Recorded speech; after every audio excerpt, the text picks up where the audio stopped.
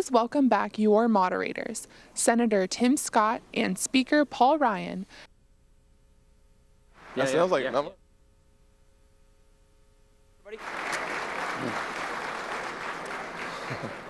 one quick announcement. There are people standing in the back, but there are seats up in the front. So if you're standing on the sides and the back, come on up. There are plenty of seats. Thank you. From a Southerner's perspective, what Paul just said was, this is church. All the seats are on the front row. Yeah. If you'll please matriculate to the front of the audience, you will find a place for your hind side. Otherwise, you can stand in the back and see our pearly whites. Mike, Huckabee. You want to talk about Mike? Yeah, that's great. Paul says we have to bring up the next guy, which is a good news because I have an affinity for Southern fellas.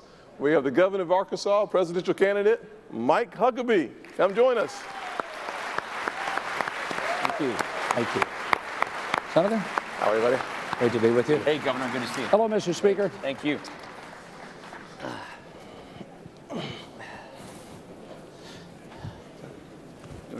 Mike, I was looking back over the work that you've done over the last several years. I love the title of one of your books, Hope to Higher Ground. I know Hope, Arkansas is an important place for you. Why don't you start the conversation with us about the road to recovery from those of us who have had to go through poverty?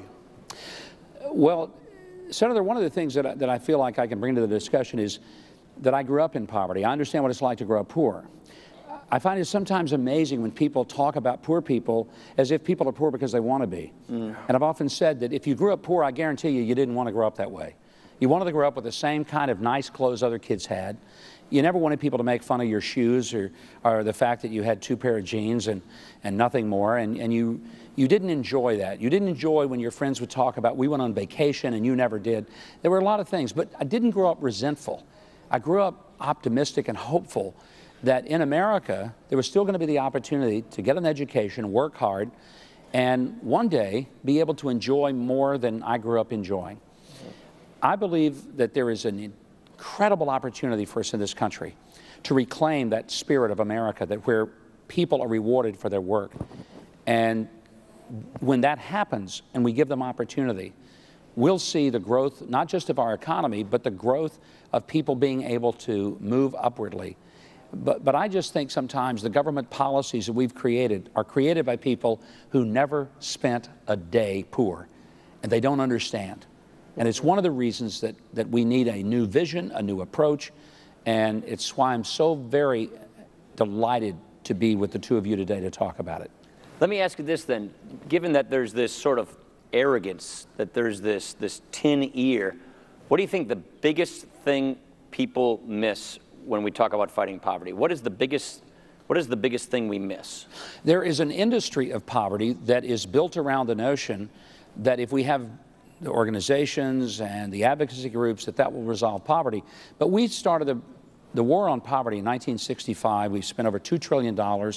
Poverty rate is pretty much the same, 13% today, that it was 50 years ago. So we didn't really do much to move the needle. Part of the reason was we didn't attack some of the fundamental purposes and reasons people can't get out of the hole. When I was governor and we reformed welfare back in the mid-90s, we were given a lot of flexibility of how we did it. And it worked because we knew our demographics, we knew our people, and we moved over half the people who had been on welfare, not just off welfare. That's easy. You can just cut off the funds. But to get them into transition where they're going to work every day, that's the challenge. And we did that. And here's how. I'll make this as brief as possible, but a lot of the programs are designed this way. If you're a single mom and you're able to get WIC, food stamps, Medicaid, Section 8 housing, maybe in some states some transportation assistance, there are a host of benefits that can be tapped into. Many of them are necessary for those families to survive, to put food on the table. And some still have a hard time. But if that parent goes to work and works at the only job for which they're qualified, which is probably a minimum wage job, and they work enough, they will work themselves right up to the threshold at which all of those programs disappear. So what ends up happening, rather than work getting them ahead, work actually could totally impoverish their families where their kids have not enough food, zero health care, not a roof over their head. And so when people say, well, a lot of these, I've heard it put this way, welfare mothers, they ought to get out and work. And I'm thinking, you know what, those welfare mothers, they're a lot smarter than the idiots in government who designed the program that punishes them for trying. So what has to happen is a sliding scale so that as you begin to work and move up and get training, you don't lose all your benefits because you can't and be a responsible parent. I agree. I think that's basically what we call the poverty trap, which is it's a big tax against work. And, yes. And the administration, whether it's Obamacare or other things, have added to that poverty trap to trap more people in poverty, thinking that if we just treat the symptoms of poverty, then the job is done, when all we're doing is trapping people in poverty. The challenge with tapering these benefits, with sort of sliding the scale down and making work pay, is each person is different. Each person has different benefits, different situations, and so it's hard to come up with sort of even a one-size-fits-all solution. So how do you get at that at the human individual level so that you can always, in every person's instance, make work pay? How do you get at that poverty trap to actually make it work? Let me offer two suggestions. One is something that could be done at the congressional level that you guys could fix, and that is let these programs be managed at the state level. Create a broad perspective, but let the governors manage it. I'm biased and I'm prejudiced, but governors have to balance their budgets. They're close to their people. They're going to be held accountable for the results. And they're going to be in a position to know what will work in their state. Massachusetts and Arkansas are very different. One's urban, one's rural. One has a high level of higher educated people. Another state may not. You have to let these programs be administered and the details of the design be done as close to the people as possible. It's a little something called the 10th Amendment, and I really believe there's a purpose for it being in the Constitution. So that's one thing. The second thing, one of the reasons that I'm a strong proponent for the fair tax, and I've testified when you were at Ways and Means, I even testified on Capitol Hill for it. It's a tax that we would pay at the point of consumption rather than at the point of productivity. Our tax system defies common sense. If people work, we punish them by taxing their work. If they save, we punish them by taxing their savings. If they make a good investment, we punish them by taxing investment income, whether it's dividends or even a capital gain. And we tax them for being good stewards of their resources because we tax them at inheritance. If people paid tax at the point of consumption, they would control what they pay. The fair tax, which is a tax on consumption, which has an underlying principle of also untaxing the poor by a provision called the prebate, which I won't get into the complications of that. But here's what it does. People at the bottom third of the economy are the ones who benefit the most. If a person works today 8 hours and can't really make it on that because he's working in the factories, just busting it, but he can't make it, and he says, I'm going to work a double shift. And I've actually talked to people in machine shops and places where this is true. So they said, I'm going to work a double shift, help my daughter through college. They work 16-hour days. You would think if you work a 16-hour day, you'd get a double paycheck. But you don't, because you're going to be bumped into a new tax bracket, and the government will get as much of your second shift as you do. So the incentive is, don't work any more than you have to. You need to get a double paycheck, and under the fair tax, if you work, you get it. You eliminate the payroll tax. Everybody pays tax at the point of consumption, and it's a powerful unlocking of the economy. And in the big macro sense, you start bringing $31 trillion of capital back into the United States that's been parked offshore. I think that gooses the economy. That helps us to deal with such things as the 5 million manufacturing jobs we've lost, 60,000 plants that have closed just since the year 2000. Now we're talking about really putting rocket fuel in the economy and seeing growth, which is the only thing I think that really in the long term solves joblessness, homelessness, is giving people jobs that pay enough money to make it possible for them to survive and succeed.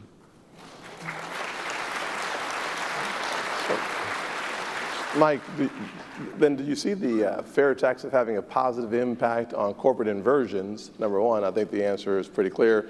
And number two, would you then suggest that if you have the fair tax that you also eliminate the IRS? You would absolutely. It's the only program, by the way, the only plan that eliminates the IRS, because if you're not reporting your income to the government,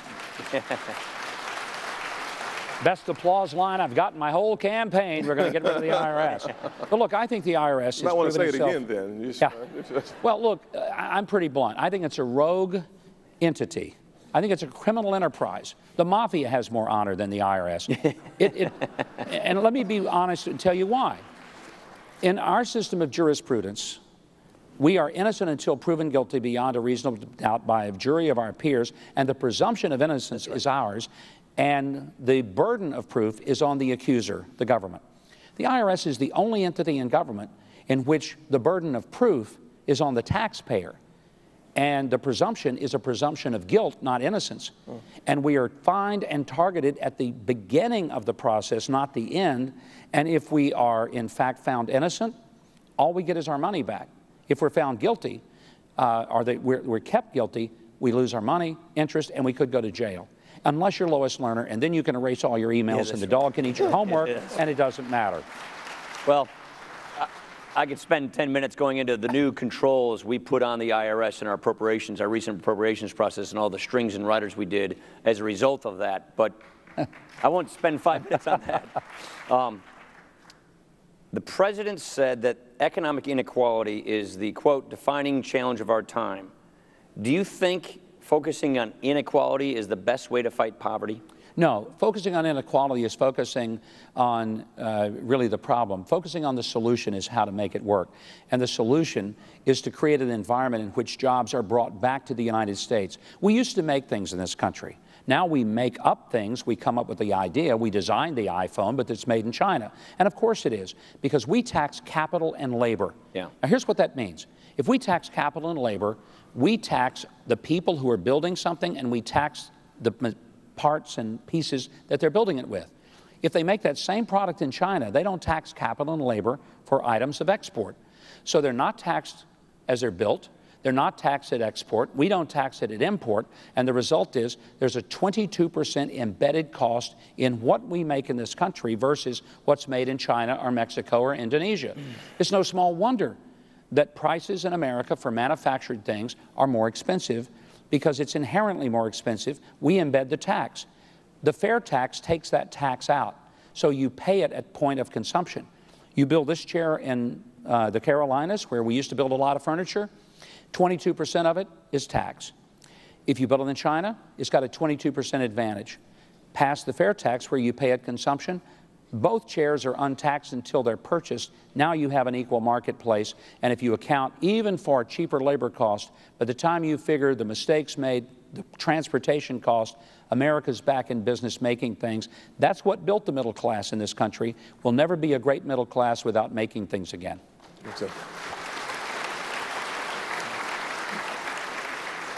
Governor, I spent some time on your website looking through it and trying to figure out how you would eradicate poverty. One of the things I think you've said, at least I've read, is that family seems to be the building blocks of civilization. Yes. Talk about family formation and its importance on eradicating poverty. Well, I think a lot of people think that if we just had different government programs here and there, it would really do it. Here's the simplest way to put it.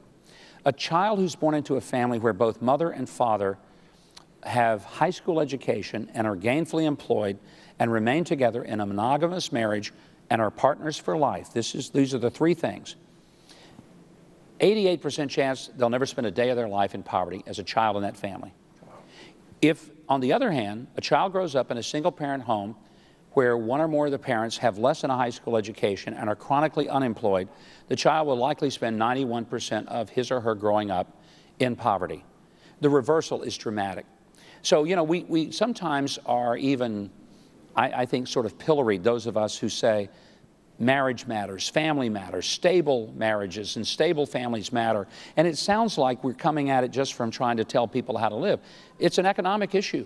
You want to eliminate poverty? We can eliminate most of it by instilling in people that there is a virtue. And I know virtue is a politically incorrect word, but it is based on what this country was founded on, the idea that some things are right, some things are good and wholesome and virtuous, and we should elevate them and uphold them. We live in a culture in which we elevate now the idea that a person doesn't need marriage in order to have a child, that fathers are incidental to a strong, stable growing up. And that's nonsense. And we need to be honest. I know whether it's politically incorrect or not, we need to just say that's crazy. Children need mothers and fathers. They need stability. They need homes. And that will do more to get them out of poverty than anything. So And the reason we speak about family, the reason we speak about marriage is because that is a beautiful support structure that is there for a person to teach them, to connect them, to equip them with the skills so that, and this is what we do as parents, so that when your kids get up, they have the tools they need to succeed. But that's missing in so many parts. And this isn't something that just hits people of certain income groups, whether it's, say, heroin or drugs or alcohol. It hits everybody. Yeah. And it's breaking families. You have this deep history as a pastor, as a man of faith.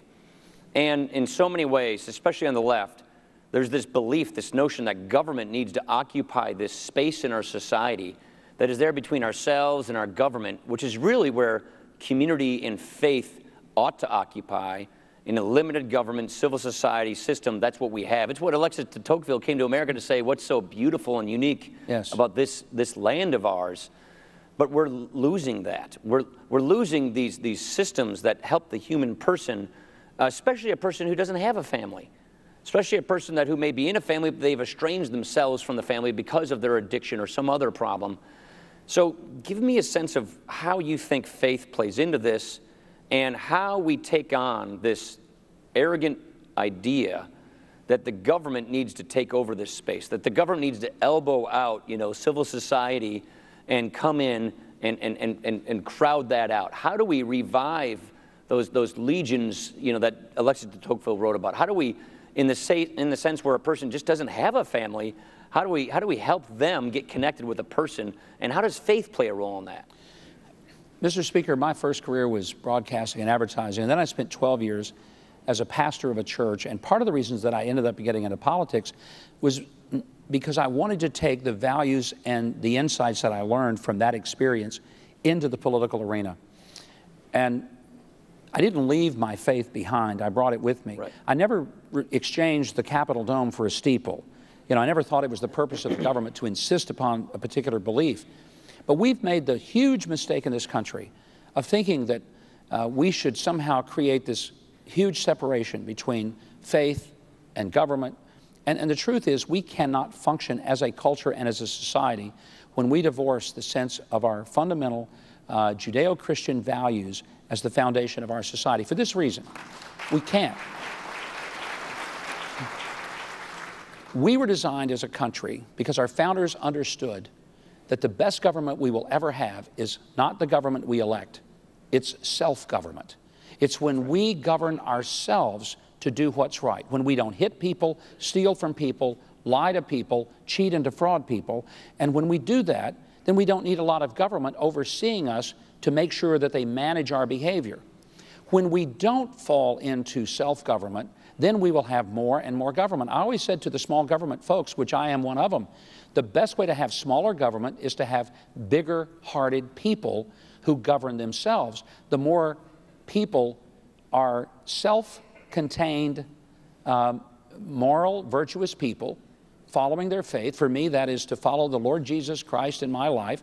I know that if you don't catch me doing something, and if the press doesn't catch me doing something, he still does. And I'm more worried about his evaluation of me than I am yours. Amen. His has eternal consequences. Yours doesn't. Worst you can do to me is not elect me. I mean, he can... I'm concerned about his evaluation. It can get worse. So here's my point. Let's quit apologizing for being a country in which we have to be people that understand our basic self-centered nature. The Bible would call it the sin nature. Let's quit apologizing. Even our branches of government were created because our founders understood our frailty. They knew that if there was only one branch of government, it would get too big, too powerful, it would get corrupt, and it would run all over people. So they created 3 branches, and one would keep an eye on the other 2. And if one got out of line, the other 2 would check and balance it. That's the whole point of 3 branches of government. It's a brilliant system, but it was designed on this notion that we can't be left to ourselves. We have to ultimately answer to each other in accountability and ultimately to God. That's not something we should be ashamed of. That's who we are. That's right. And if we're not that, we fail. Governor, we are very quickly running out of time. We have about 4 minutes left. And I know that you started off in sales and advertising. You became a pastor. Yep. My mother wanted a pastor. She got a preacher. She got a politician, and she's not been happy since, right? You finished being a governor. As governor, you did some radical things on sentencing reform. Yes. On welfare to work. Right. Can you talk about the policies at the state level that would free or set captives free who are mired in poverty? Well, the things I mentioned earlier, helping people to understand that an education is a very critical ticket to avoid poverty. So is marriage, a stable marriage, that matters, that family matters. Make it harder to get a divorce, not easier. It's easier to get out of a contract for the purchase of a used car in most states than it is to get out of a marriage. Or let me put this, it's easier to get out of a marriage than it is to get out of a contract for the purchase of a used car. Get it right. So make it a little tougher to get in and even more tough to get out. I think that's a part of it. In the criminal justice system, my prison director used to say, and I thought it was so brilliant, and I quoted him often, and it's what helped us change a lot of our policies in the state. We lock up a lot of people that we're mad at rather than the ones we're really afraid of. There's some people need to be locked up. We're afraid of them. They're dangerous. They need to be locked up.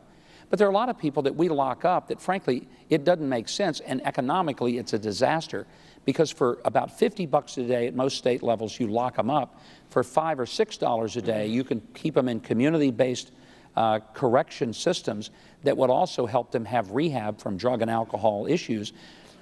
In our prison system in Arkansas, 88% of the inmates were there because of a drug or alcohol issue. They were either drunk or high when they committed the crime, or they committed the crime to get drunk or high. As we often said, we didn't have a crime problem, we had a drug and alcohol problem. And we have to focus on the treatment of people who have addictions and treat them as people with addictions as opposed to treat them with criminal behavior, because the criminal behavior is subsequent to the addiction. This is an area where I think the issue's coming full circle. I think in the 1990s we sort of overcompensated. Yes. And so now I think we see the devastation that has occurred as a result of that. And it's conservatives of faith who are seeing that the power of redemption is so beautiful and important, but that these rules at the state and federal level have way overcompensated. So this is one of those areas where I really do think, because there's a federal government with federal prisons and federal laws over-criminalizing things, and state governments that have now shown that there's a way forward. They've shown how reform works. So this is one of those areas where I really do believe that we've got a chance at making a big difference so that we can honor redemption. We can see the redemption that occurs in our communities. And it's, don't figure it out in Washington, but stop Washington from being a part of the problem so that our governors, our localities can be parts of the solution. Well, I know our time is almost gone, but let me just respond to that by saying the best way to do that is to turn this loose at the state level and let them be the laboratories of democracy they were intended to be. That's how it's supposed to work. Obamacare is a failure because it was a 50-state experiment, and all 50 states aren't the same. If we make a 50-state mistake, the whole country's messed up. Road test some ideas. Let some governors take some ideas and road test them. If it works in 5 to 10 states, others will adopt and pick up the best of it and leave out the worst. And if it really works, everybody wants to do it. If it doesn't, then you haven't messed the whole country up in the process. But the best way to make that happen is to not punish the programs that are faith-based, whether it's in our prisons, whether it's in the poverty programs. You may have to turn the money loose and completely let go of it, but there is no way to ever let these programs work if you deny people of faith the opportunity to participate from a faith perspective. And the reason is, government can give you a sandwich, but government can't give you a hug. And quite frankly, sometimes what people need is the affirmation as a human being that they have worth and value, that they're not disposable and expendable, that they are people of worth. And that's one of the things missing in a government program. That's perfect. What a beautiful sentiment to end on. Ladies and gentlemen, Governor Huckabee. Thank you. Thank you very much. Hey, thank you, Mr. Speaker. I appreciate it. Thank you. Do a quick picture. Thank you. Yeah. Okay. We'll get in the middle. All right. All right. No, you put it in the middle. Oh, I get to be the meat of the sandwich. Great. Thank you. All right, thanks. All right. Thank you, guys. Thanks, Governor. Great job. Woo-wee. Good job.